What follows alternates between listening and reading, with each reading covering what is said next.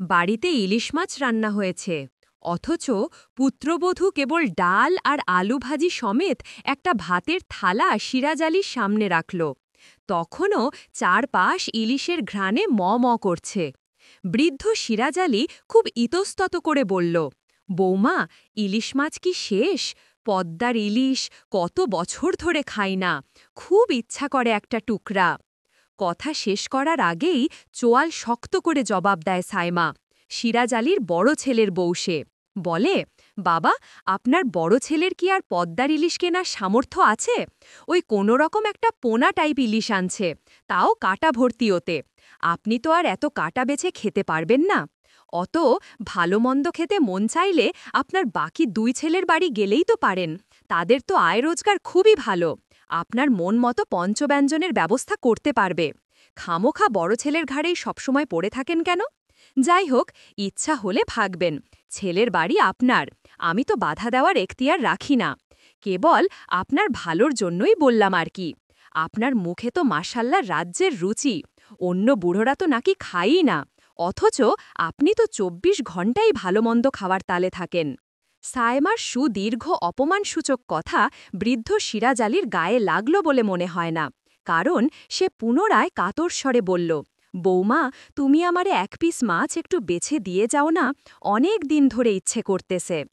সাইমা কোনো রকম নিজের বিরক্তি চেপে দীর্ঘশ্বাস ফেলে, মুখে বলে, এখন যা দিছি ঝামেলা না করে তা দিয়েই খেয়ে নিন, রাতের বেলায় বেছে মাছ পাঠাবো, যান।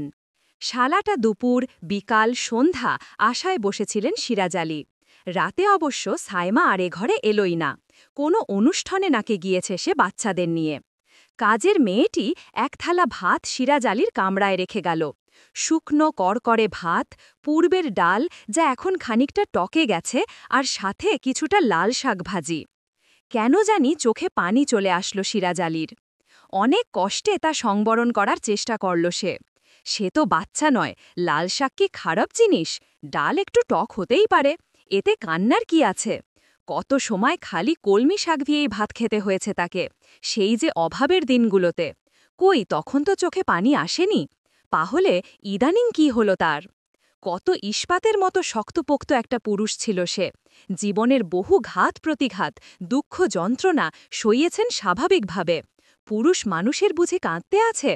অথচ শেষ বয়সে এসে এ কি হলো তার? গত ২ বছর আগে তার স্ত্রী ফিরোজা মারা গেলেন। সেই থেকে শুরু, চোখের পানি যেন বর্ষাকালের ঝর্ণার মতো ছুটে চলেইছে, কোনো বিরাম আর নেই। তার স্ত্রী ফিরোজা কি সুন্দর পরিপাটি করে এক একটা পদ রান্না করত, সর্ষে দিয়ে ঝাঁঝালো করে ইলিশ মাছ, উফ, এখনও সেই স্বাদ জিভে লেগে আছে তার। সবচেয়ে বড় টুকরাটা খুঁজে খুঁজে তুলে দিত তার পাতে, পাশে বসে হাত পাখায় বাতাস করত, আর অপার ভালোবাসা নিয়ে স্বামীর তৃপ্তি করে খাওয়ার দৃশ্য দেখত। কতদিন এমন হয়েছে ফিরোজা নিজের ভাগের টুকুও তার জন্য রেখে দিয়েছে, কখনো সে কথা বুঝতেও দেয়নি যে সে নিজে কম খেয়েছে। যখন তাদের খুব অনটনের কাল চলে, তখন ফিরোজা স্বামীর পাতে কেবল কলমি শাক বাড়তে বাড়তে চোখের পানি ফেলত। স্বামীকে ভালো কিছু খেতে দিতে পারছে না এই দুঃখে, অথচ রোজগার কিংবা বাজার সদায় কোনোটাই তো সে করে না, এখানে তার দোষটা কি? আহা, এইভাবে ভালোবেসে আর বুঝি কোনো দিন কেউ তাকে খাওয়াবে না, কেউ আর তার পাতে মাছ মাংসের বড় টুকরোটা তুলে দিবে না। উদ্বাস্তু কচুরিপানার মতো সিরাজ আলী ভেসে বেড়ান আজকাল। ১ মাস বড় ছেলের কাছে, তো পরের মাসটা মেঝো ছেলের কাছে, আর তার পরের মাসে ছোট ছেলের বাসায়, এইভাবেই থাকতে হয় তাকে। তার ইচ্ছা করে পূর্বের মতো একটা স্থায়ী বাসায় থাকতে। এত ছুটাছুটি মোটেও ভাল লাগে না বুড়ো বয়সে। আরও কষ্ট হয় যখন দেখেন বড় ছেলের বউ গজগজ করছে। ১ মাসের জায়গায় তিনি ৩৫ দিন থেকে ফেলেছেন, সামনের মাসে যেন ২৫ দিন থাকে। বড় ছেলেও বুঝতার হিসেবি মানুষের মতোই ভ্রু কুঁচকে সেসব কথা শোনে। আসলেই তো বুড়ো বাপ ৫ দিন বেশি খেয়ে বেশি থেকে খুব লোকসান করে ফেলেছে তার। সিরাজ আলীর মেঝো ছেলে ব্যবসা করে, বেশ ভালো টাকাই কামিয়ে ফেলেছে সে, বাড়ি গাড়ি করেছে, তবে স্ত্রীর সাথে বনিবনা হয় না। মেঝো ছেলের বাড়িতে থাকতে সিরাজ আলীর একটুও ইচ্ছে করে না, কেমন দমবন্ধ লাগে। সারাক্ষণ ওদের দুজনের ঝগড়াঝাটি হয়। চেঁচামেচি, কান্নাকাটি, গালাগালি, ভাঙচুর এ সমস্ত চলতে থাকে। আর মেঝ বউ রাগ করে রান্নাবান্না বন্ধ করে বসে থাকে। বসে বসে কাঁদে, একা একাই অভিযোগ করে। এমন পরিস্থিতিতে খাওয়ার কথা মুখ ফুটে বলা যায় না। তাই সিরাজ আলীকে না খেয়েই থাকতে হয়। এই বাড়িতে একবেলা খেলে আরেক বেলা খাওয়া আর জোটে না। খাবারের সময়সূচি ঠিক ঠিকানা নেই। ছেলের বউকে তবুয়া লজ্জা শরমের মাথা খেয়ে সিরাজ আলী বলেন, আম্মা গো, খিদা লাগছে অনেক, 4টা ভাত কি দিবা? শুনেই চেঁচিয়ে ওঠে সুমনা। আপনার সমস্যা কি বাবা? বিন্দুমাত্র সহানুভূতিও কি নেই? আমি মরে গেলেও তো আপনি কেবল ভাতের চিন্তাই করবেন। আপনার ছেলে যে বাইরে মেয়েবাজি করে বেড়ায় তা কি জানেন, খোঁজ রাখেন? মা গো, আমি বুড়া মানুষ, তোমাদের ঝুটঝামেলার খবর আমি কিভাবে রাখি কও? তোমরা মিটাই নেও না, কি লাভ স্বামী স্ত্রী ঝগড়া করে? চুপ থাকেন, আপনার তো খালি খাওয়ার চিন্তা। 24 ঘণ্টাই খাই খাই করেন। সংসারের দুঃখ কষ্ট নিয়ে আপনি ভাববেন কেন? সিরাজ আলী মনমরা হয়ে ফিরে যান নিজের ঘরে। কিন্তু খিদা সইতে না পেরে কিচেনে পা টিপে টিপে পৌঁছে যান, যদি কোনো শুকনো খাবার দাবার পাওয়া যায়। কেবিনেট খুলে কাঁচের বয়ামে থাকা বিস্কুট বের করতে গিয়ে হঠাৎ বয়ামটা পড়ে ভেঙে যায়। কাঁচ ভাঙার শব্দে ছুটে আসে সুমনা। চোখ বড় বড় করে বলে, আপনি চুরি করতেছেন কিচেনে ঢুকে? হ্যাঁ, আজ সে চোরই বটে। নিজের ছেলের ঘরে সে আজ খাবার চোর। খিদার কষ্ট সইতে পারতেন না বরাবরই সিরাজ আলী। একথা ফিরোজা খুব ভালো করে জানত। তাই তো সবসময় ছোটাছুটি করে দ্রুত রান্না চড়াত, বাকি সব কাজ ফেলে। এমনকি অসুস্থ হলেও কখনো রান্না বন্ধ দিত না।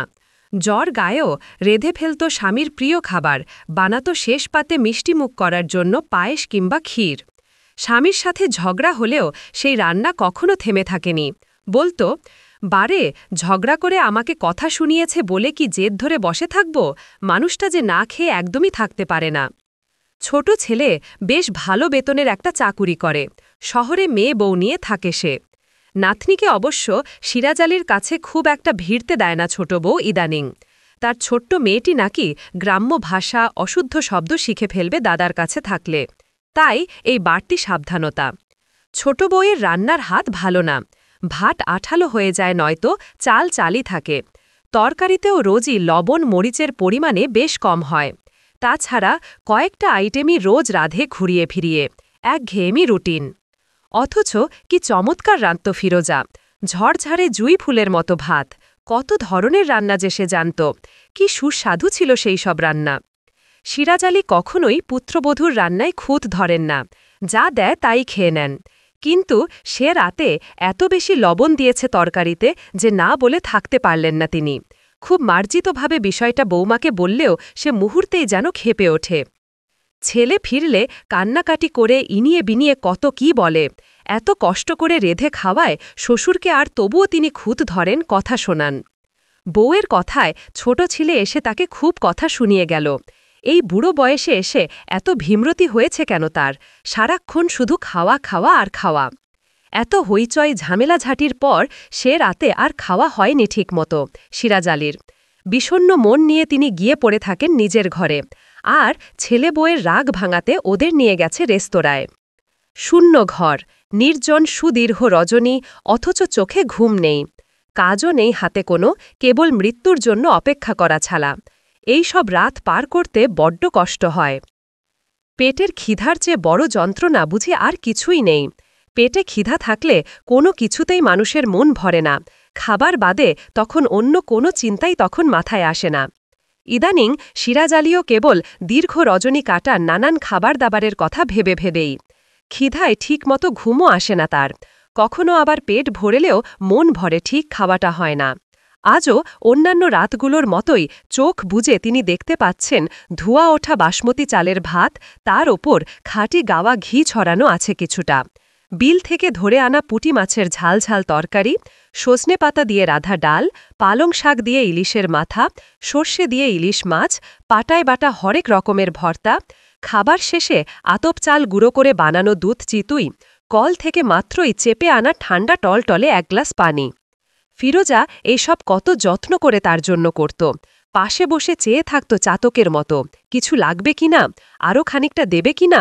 এছাড়াও বহু আগ্রহ করে জিজ্ঞেস করত, রান্না ভালো হইছে, খাইতে ভালো লাগতাছে তো? সিরাজ আলী এইসব প্রশ্নের উত্তরে কখনো শব্দ খরচ করতেন না, মাথা নাড়তেন কেবল। কোনো দিন মাথা নাড়তেও তার আলসেমি লাগত। কখনো প্রশংসা করে হয়নি ফিরোজার রান্নার। ৪০ বছরেরও বেশি সময় ধরে সংসার করেছে, একসাথে যাপন করেছে সুখ দুঃখের জীবন, অথচ একদিনও ভালো মতো ভালোবেসে ফিরোজাকে বলা হয়নি, বউ, তুমি এত চমৎকার রাঁধো, এত যত্ন করে আমায় খাওয়াও, মাশা আল্লাহ। অবশ্য তারিফ না করলেও মাঝে মাঝে খুদ যে ধরেনি তা কিন্তু নয়। কতই কথায় কথায় বলেছে, আমার মায়ের মতো হয় না, যতই যাই চেষ্টা করো। তখন কি ফিরোজার চোখে জল জমত? কে জানে, সিরাজ আলী কখনো লক্ষ্য করেনি।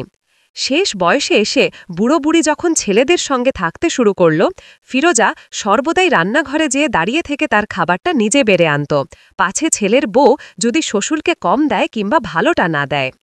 খুব চেঁচিয়ে উঠত সে, নিজের সাথে যাই হোক তা চুপ করে সইলেও স্বামীর বিন্দুমাত্র অবহেলা হচ্ছে কিংবা কষ্ট হচ্ছে তা সে সইত না, মাথায় তুলে ফেরত বাড়িঘর।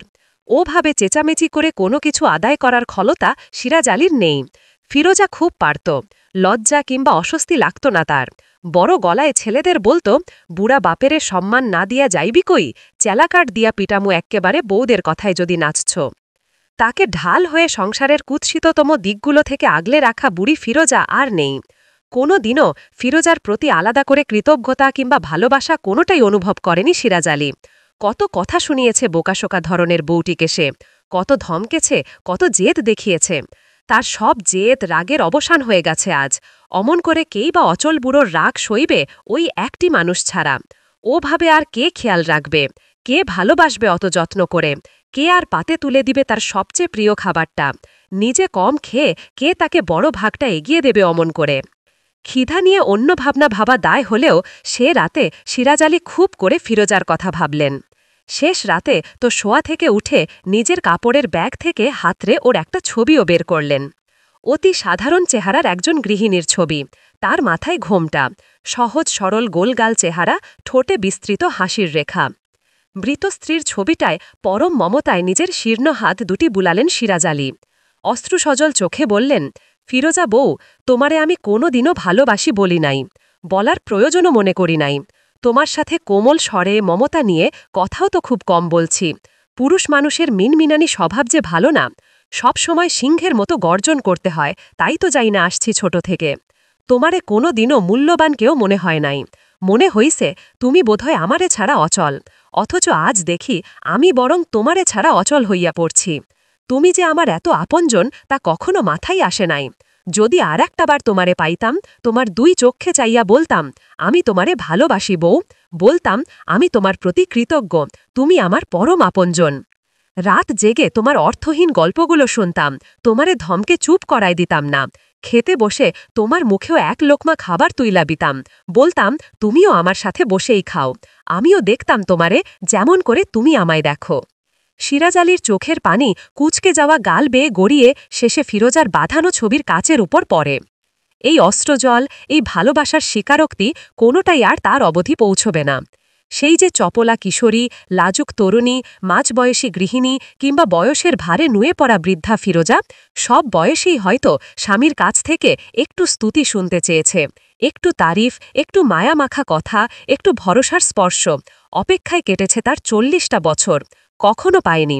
আজ তা পেলেও আনন্দে অশ্রুসিক্ত হবার ক্ষমতা তার নেই। মানুষেরা বড়ই অদ্ভুত, বেঁচে থাকতে, পাশে থাকতে কখনো কারো মূল্য বোঝে না, হারিয়ে ফেলার পর কাঁদে। হয়তো আজ রাতে ক্ষুধার্ত, দুঃখী, ক্লান্ত সিরাজ আলী মরে গেলে কাল ভোরে ৩ ছেলে দুকরে কেঁদে উঠবে, বউমারাও চোখ ভেজাবে হয়তো। একমাত্র আদরের কন্যা বিদেশ বিভুঁই থেকে ছুটে আসবে বাবার লাশ দেখতে। কিন্তু কি লাভ তাতে? সিরাজ আলী কি তখন আর কাউকে দেখবেন? না না। মৃত মানুষটির জন্য আফসোস না করে জীবিত থাকতেই তার যত্ন নেওয়া, তাকে ভালোবাসা, তার প্রতি কৃতজ্ঞতা প্রকাশ করা, সর্বোপরি তাকে পরম সুখে আগলে রাখাই উচিত নয় কি? মরার পর আফসোসের উপলব্ধি দিয়ে তো কিছুই আর আসে যায় না।